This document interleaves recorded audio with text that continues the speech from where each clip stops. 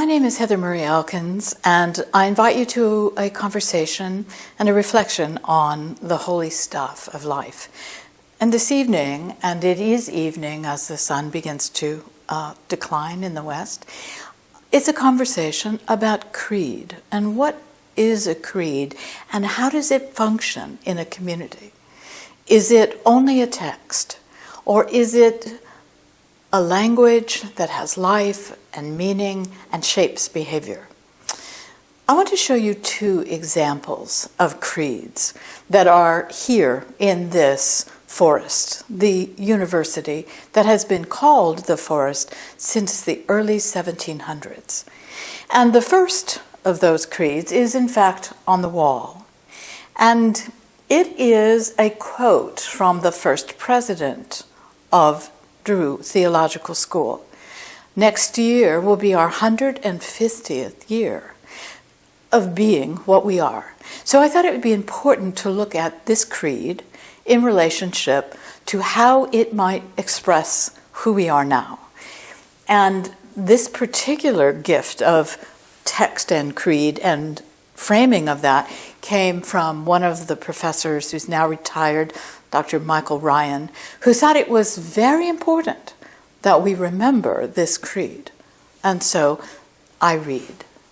Nothing is gained to religion or the church by attempts to cut off investigation or to stifle honest opinions. Time was when this was thought to be a Christian duty. There are doubtless some who think it such still, who would shut up minds forever in their own narrow enclosure, putting a barrier to the inquiry at the precise point which they have reached, as if wisdom must die with them.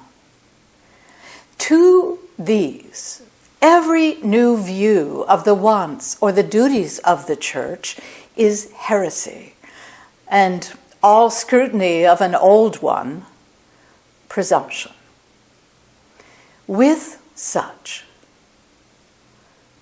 we have no sympathy. John McClintock, the first president of Drew Theological School, and that was and is our creed. Here is a second creed, literally not written on paper or beautifully, artfully presented, but painted on wood. And it is in fact a creed of wood from the forest.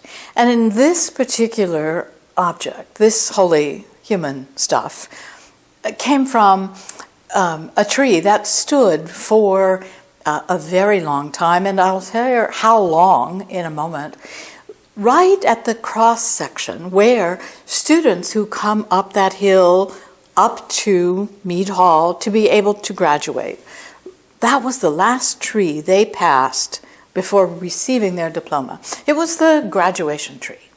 So you can imagine the distress that students and faculty alike, and it was Lynn Westfield and I who were teaching a class about ministry and imagination in the January of 2007, when we looked out of the chapel and saw that great graduation tree being cut down. In fact, the base had been completely severed.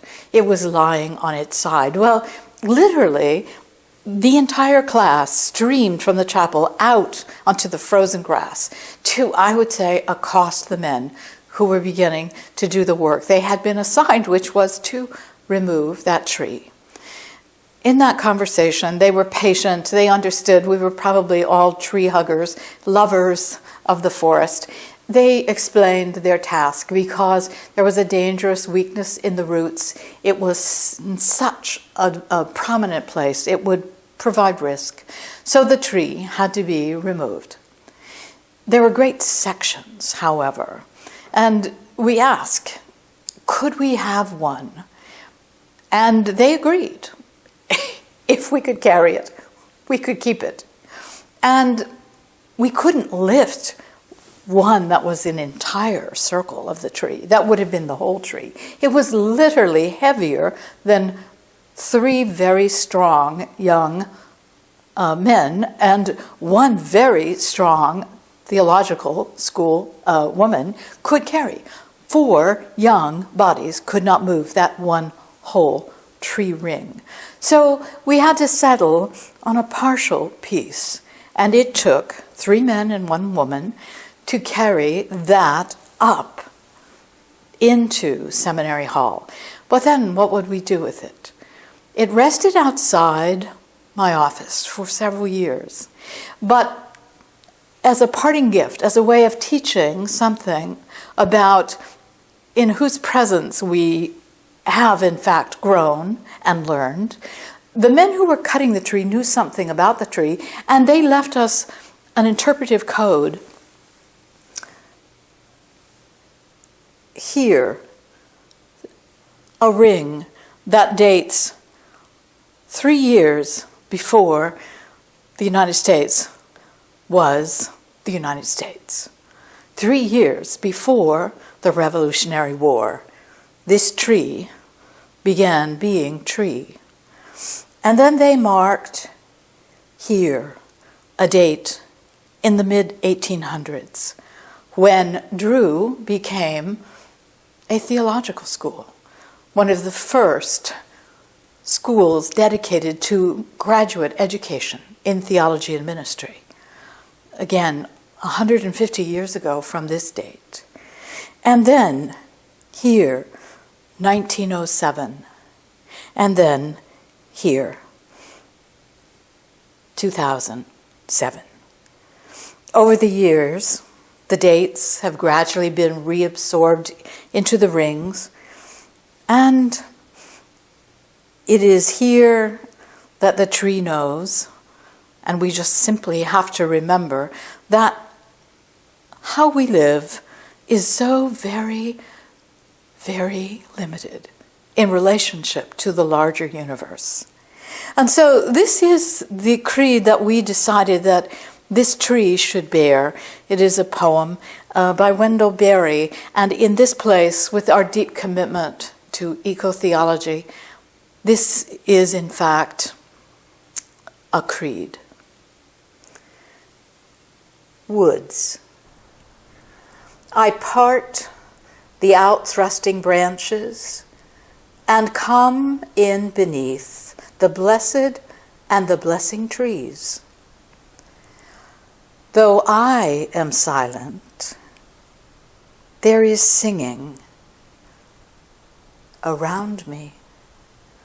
Though I am dark, there is vision around me.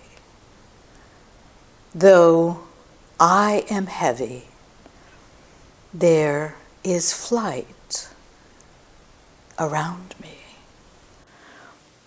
This was painted on to this work of God by one of our graduates, Banjangku, who understood that sometimes only poetry suffices to express what we truly believe. And what we believe in our hearts, may we be able to say, and what we say, may we be able to practice. That is the heart of a creed.